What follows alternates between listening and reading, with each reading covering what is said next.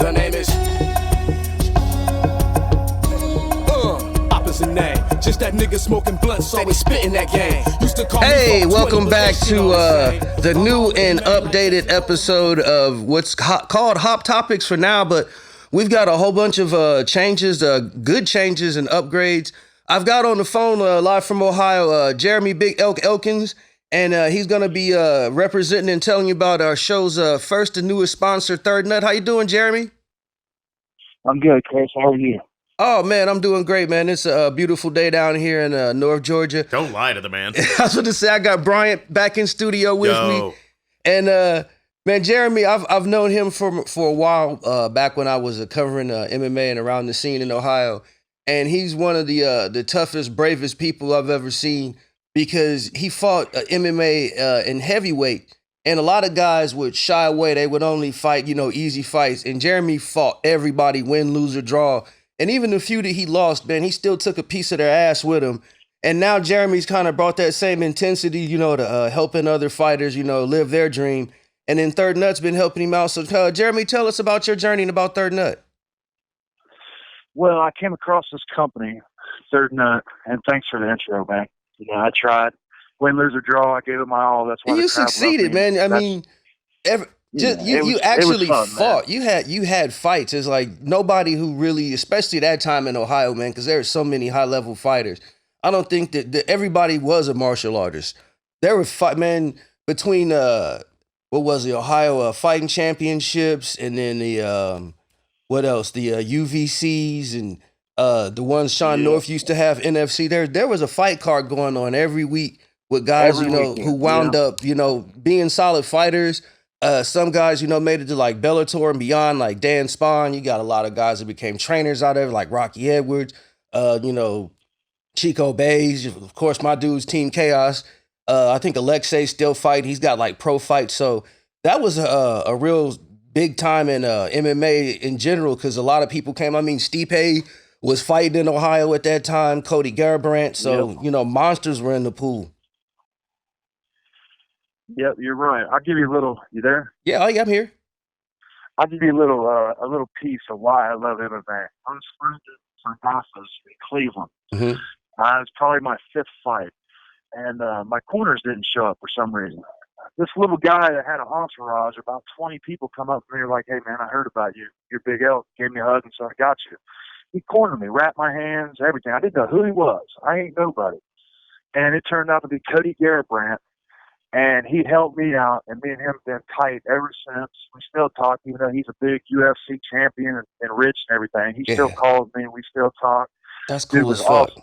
Just the kinship of MMA. He didn't have to help me. He took his time and helped me for nothing, and I won. I remember, and it was just awesome. He even took me out to B-Dubs later, and we had drinks and stuff. I mean, it just the kinship of that. And this company that I got hooked up with, I found them because I liked it. It's thirdnut.com. And it reminds me of me and you, Chris, and anybody that's ever been somewhere in their life that had a roadblock. And most of the time people shy away and say, man, I don't want to get hurt. I don't want to take that chance. Well, people like me and you say screw it and just go through it. You can say fuck. Man. You can say fuck. All right. Well, say fuck it, and they go for it. And that's what it's about. You earn yours. You earn yours in life by going straight instead of curving. A lot of people curve off, and that's their mistake. You go for it, and you just say to hell with it, man. You win, you win. You lose, you lose. And me and the owner of the Third Nut, awesome guy, Dave, we were talking. He asked me when I earned mine, and I'll tell you because I think you were at that fight. It was against a guy that was an NFL football player, and he played for Alabama, and he thought he was hot shit. And Terry Witherspoon, and dude was awesome. He was knocking everybody out. He was knocking everybody out in 30 seconds, and no one was fighting. And the guy called me up, and Matt called me up, said, "Hey, will you fight this guy?" And I said, "I don't care about that, dude. Yeah, I'll fight that chump." He broke every one of my ribs on my right side the first 30 seconds. I thought about quitting, and then I looked out there and I seen my mom and the other 300 fans that I sold tickets to, and the people that looked up to me, and I said, Big Elk don't quit. Nope. And I didn't quit. Third round, he'd never been to third round. Third round, I was probably losing, but I was still in it. Third round, dude punched me in the balls on purpose. and I got mad, and I looked at Mark Matheny, who's a ref, and a friend of mine, and I looked, and I said, "What the hell?" And he goes, "Just fight, yo." And I did it again, and he punched me in the balls again, and I got pissed, and I just went mad. And my wife said that my face went from fighting Jeremy to "I'm going to kill you, Jeremy," and I lost. And in the fight game, you can't get mad, because if you do, you forget everything. And then I just started swinging for the fences. You know me, man. I could hit hard enough that if I hit you swinging for the fence, you're done. But I did, and he beat me. And then afterwards, no one told me this until later, after we were gone and we get drinking, that he stood up later after I walked out because I was pissed, and he said, "Oh, everybody said that dude was a tough son of a bitch, and he was really a pussy." And I probably would have sucker punched him, because I'm a pussy. But I took him 3 rounds, and he broke all my ribs. You know what I mean? And he had to cheat. He's the only dude out of 40 fights that I don't like, probably hate him, and I will never talk to him ever again, because he was just a stuck-up, arrogant punk, and I don't like him. But you know what? He obviously wasn't as good as he thought he was, because nobody knows where he's at now. He's probably working at Walmart tire fucking department. Well, that comes into a good thing. Okay, do you remember that a company got in trouble for falsifying people's blood test? Yeah. He was one of them. Dude had hepatitis. Right before I fought him, and the promoter knew he was a big draw and faked his test. And just to get him on the card. He can never fight again. The promoter, Matt Evans, he can never promote anything in the state of Ohio ever again. And that whole organization got thrown away. And here I'm thinking, man, I could have got something from this chump. And you guys faked it over some, $50 or whatever. I mean, that was just, I couldn't believe it. Well, you know what? That kind of leads me into another topic. Speaking of promotions, you got a lot of real good up-and-coming promotions in Central Ohio. One of them, IT Fight Series, coming up on the 27th. We got another person supported by the Third Nut family, Trent McCown, in action. Tell us about this IT Fight Series card coming up and what we can expect for Trent. Yeah, the IT Fight Series, I fought for them when I was fighting like 4 times. Scott, I forget his last name. He's the head guy. Yeah, Scott Sheely, they're out of Marysville. Scott Sheely. That's it. Downtown Marysville. Scott Sheely. And, this is like their 70th fight or something. Yeah, it's up there. I've seen they needed a sponsor, so I got my guys at Third Nut to sponsor the whole fights. We're sponsoring the whole fights. Mm-hmm. We'll be there with our entourage, including you and everybody. And we sponsored this guy that I've known. I was telling Trent this the other day when I went to go see him, that I trained with him since we were both like 15 years ago. I remember we got in a cage together at Hamilton's Martial Arts in Newark, and he broke my nose. Blood poured all over the place, and we continued to roll. And me and him always talked about. But he is like 8-3. He is awesome. He's I was about to say, Trent's pretty accomplished. He's fought for some big organizations, hasn't he? He's fought all over, man, but he's not got that shot. And he's never had a sponsor that helps him. Like the guy Clyde, when I gave him stuff the other day, he gave me a hug, said, "Thank you, Big Elk." And I said, "No, thank you for giving me a chance to represent you and to help you out." This dude is awesome. One of the best fighters I've ever seen. And I've rooted with Matt Brown and the Dragon Spawn and all of them. And dude is tough. Trent McCown is a tough dude. And so we sponsored. Hold on. There we go. I'm sorry. So he'll be the big fan favorite. But McCown is awesome. He's all the way around it. He's real good at BJJ. He's good at boxing, and the kid has a heart of gold. Isn't he out of Lashley's? Doesn't he train out of Lashley's in Mount Vernon? Yes, he trains at Lashley's Training Center in Mount Vernon, Ohio. Yes. Yeah, so he's gonna have good Dave grappling Lashley's skills. Awesome too. Yeah. Yep. I used to live in Mount Vernon, so I kind of know the area where Chris Berdulis is up there training, and one of my good friends, Billy Graham, lives up there. And he's gotten back in shape, training out there at Lashley. So he's going to be a solid fighter. I'm not sure who his opponent is, but I'm sure it's not going to be a pushover, but it'll definitely be something to see. I think there's some guys from Grove City BJJ fighting on that card, too, and some Ronin guys, I'm for sure. Yeah, there's some Ronin guys. The guy that McCown's fighting is, let me see his name.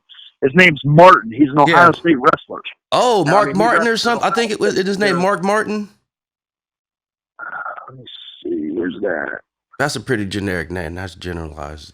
Yeah, like that name comes with a side of mayonnaise. Yeah, Mike Martin. Martin. Mark It is Mark Martin. His mama didn't have no imagination like mine. I mean, he wrestled with him, so he knows that. Yeah, so I mean, that's not a pushover. That's going to be a hell of a fight. Yeah, there's a bunch of good fights that night, man. There's like 12 fights, a few pro fights, and I mean, Shealy always puts on a good card. Yeah. And we'll be sponsored, and there's sure to be a heck of a turnout. I can't wait for it. Yeah, that's at a new venue in Grove City, isn't it? Yes. Yeah, that's kind of my old neck of the woods. That's not too far from Scrap House. I'm sure they're going to get a big turnout. It being in Grove City, I know the Freetage, I know Dave Freetage definitely has somebody. I think at least one or two of his guys, pros, are fighting on that card, and probably a handful of amateurs. So I'm definitely looking forward to being up in Ohio again and seeing that card, and being up there and seeing you and Trent again, and definitely getting things rolling with Third Nut. I'm definitely going to be in touch with you and Dave this week. We're going to talk about the whole rebranding of the podcast and coming up with something new. And thanks for your time, man. I'll be in touch. Hey, real quick before you go, I do have one question. I'm sorry. About Third Nut. So Third Nut, that means like you've got to earn that third nut, right? That's sort of what you're going for? Correct. Yeah. You have to earn it. So like if someone comes in and they had like cancer or something, do they have to do it twice?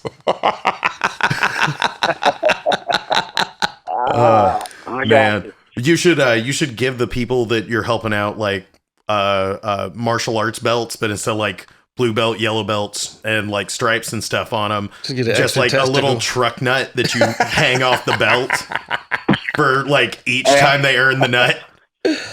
Oh my God. Yeah. I mean, it's pretty cool, and you know, everybody in life has a goal, man. And my goal in life is to do the best I can for my family, my friends, and help others. You know, teach others, help others, and that's it. And at Third Nut, we do that, man. Since I've been here, we've been helping a bunch of people. You know. Do you guys have like social media we can follow you on? Yes, we are on Facebook at Third Nut Tribe. We have our own website, of course, thirdnut.com. We are on. Sorry, I'm outside watching my kid. Oh, I get that. Card. We are on Twitter at Third Nut Tribe and at Third Nut Tribe. Yes, that's it. All right. Cool, man. Once again, man, thanks for coming on, Big Elk. I'm sure you'll be back soon. Definitely want to have you back around NFL season so we can talk about your Chicago Bears. And tell everybody in Ohio, man, I said hello, and I'll be up soon. All right, thanks, man. Thank you. See you guys. That's a cool dude. Oh, man, Big Elk is the coolest, man. That is a cool fucking dude. He's fucking cool as fuck, man. About like 6'3", 6'4", about 260-pound, big bald-head white dude. And now you're... I got hoes. You got so many hosts. It's so professional. Leave the phone on during the podcast. God. So what's been going on with you since the last episode I was on? Oh man. Shit. Just trying to get on as many mics as I can. Planning future podcasts, getting sponsors, getting fucked up like way too high, like trying to like get the Richard Pryor status so I can come up with material. Well, I definitely got to say, like, if you set yourself on fire freebasing, you will be the best comic in Chattanooga. I don't know if I want to be that good. I know somewhere not quite the Cat Williams. I don't want to be Jim Gaffigan, but I'm not trying to be Cat Williams. Oh man. I would lose my Third Nut sponsorship if I got beat up by a 12-year-old in a pickup soccer game in the ghetto. I would have lost mine. or you be like one of those Instagram inspiration porn like success stories of theirs. Like, we took this sad man that got his ass beat by some kids in Brainerd. Yeah, we got. How you know I'm being Brainerd? He just helped him. How you know? It could have been. That's where all the rec centers are. It could have been. That's where That's where I see these fucking like sketchy looking kids playing fucking soccer. Like, there is no reason for a fucking 13-year-old to have abs. And I saw a fucking 13-year-old playing soccer in Brainerd the other day that had a fucking six-pack. It was terrifying. Yeah, Cedric Middlebrook said just hit me, and he said he might try to stop by the podcast. It's like Sesame Street. Yeah. People just drop in and everything. Man, Cedric's the shit, though. Yeah. For sure. I like that guy a lot. But, He'd be groomed and shit. Remember those old books you would get when you went to the doctor's office or the dentist's office? Those highlights for children that had Goofus and Gallant. Yeah. Yeah, it's like he's Gallant, and I like dressed like every time I come out, I feel like Goofus because looking how I dress and then how he dresses. Like, you always seem to me like you are just like one bad afternoon from only owning sweatpants. Like one bad day from that. I got stuck in the 90s movies where everybody would just show up in like a t-shirt and like just put something on your top and your bottom and go. And it's like, you can't do that no more. You got to have a Versace belt. And I'm like, fuck that. I'll never get a Versace belt. Well, I mean, you remind me of the like stoner dude in every movie from the 90s and 80s. Just like the real stoned guy that walks up all shaggy is like, hey man, what's up, man? I'm trying to get to the point where if you can't afford Dave Chappelle, you'll pay me like a tenth of what he gets. So to be great. Well, we can't afford Dave Chappelle, and we can't afford anyone. Yeah, we can't afford JV Smooth. We can't afford Nick Cannon. We can't afford D. Ray Davis. We can't afford Earthquake. God. Speaking of, this is a cool news thing I wanted to hit while we're talking. Have you seen about all the legislation going on about decriminalization happening in the House and Senate right now? Yeah, like they're having the conversation now. They're trying to fucking save faces. Like, how we gonna stay in office? This shit ain't gonna work. Just give them the damn weed then. Fuck it. Basically, it's like the establishment trying to connect with the young. It's like, okay, all the people who would vote on issues like abortion are about to die and there's not enough of them. It's like, fuck it, give them the weed. Yeah. Yeah. And make sure it's us selling it to them, but go ahead and give them the fucking weed. Yeah. At the very least, decriminalize it. But I think we're probably, if not this election cycle, next election cycle, I think prohibition's going to be lifted finally, blessedly. And I hope they follow. I think it was Illinois. Yeah, Illinois released like 800,000 cases were expunged. My mom's side of the family's from Illinois. I have family up there. Yeah, I'm actually hoping to go back up there soon and visit. But yeah, they expunged the cases, and then I think their laws are even looser than Oregon's, where you don't even have to have a dispensary. Because that's my mom is like, well, are dispensaries open? It's just like, no. It's like, what's going on? It's like people just going to the hood and getting it, just not worrying about getting arrested. Yeah, and it's probably like, for people of my complexion, it's probably a lot more like go into the the CBD shop and saying like, hey, can I get that loud? Wink. Well, they had medicinal had been legal in Illinois. Like, because my mom, and she actually had guns and she showed me all this stuff. So I guess, anybody can just go into the shops, but, I guess they're not really cracking down on people selling out the back door either. Yeah. Which is cool. I mean, you don't want to, you're not going to be arresting somebody for making a fucking homebrew. Yeah. So yeah, you're not going to arrest someone. Like, I had a friend that had a fucking still in his kitchen in college. In his kitchen? In his kitchen, yeah. Damn. It was pretty fucking cool. Was he a chemistry major? No, he was just a crazy redneck. Damn, I mean, if you know how to make a still in your kitchen, what can they teach you in college? You should actually be a professor. It's and next semester, I'll show you how to make a meth lab. I never knew anyone that had one, but I knew a friend that was in the chemistry program that was like, oh yeah, it's real easy to make. It's just like this. I was like, what?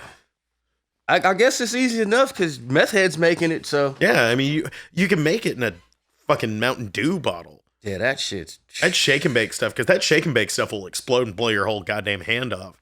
I don't even think they feel it. No. Oh, well, man, I'm probably going to go ahead and wrap this up. I just definitely wanted to have Big Elk on and talk about the partnership with Third Nut and some upcoming changes and improvements to the show. I'm real excited. Going to be traveling Gonna be in Montgomery, Alabama next week, next Saturday on the 20th, for a show down there. Thanks to Kyle Minor for getting me on Stizage in the great state of Alabama. I'll be sure to be on my P's and Q's and not get off the fucking interstate because I'm terrified to go to Alabama. Man, I'll tell you, I drove through Alabama last week. Mm-hmm. I was driving to and from on the 4th. And like, it's the land that time forgot, not just in the laws, but like Alabama is like primordial. It is like the land of the goddamn dinosaur. I swear to God, I saw a bug carrying a child off over a fucking lake. Alabama is terrible. Don't get off the interstate. Yeah, I'm not. I'm definitely not. And then I'm also gonna do the show at Cafe Kerouac in Columbus, Ohio, September 6th. So I'm coming back to Columbus. So all my Ohio friends be looking and stay tuned to that.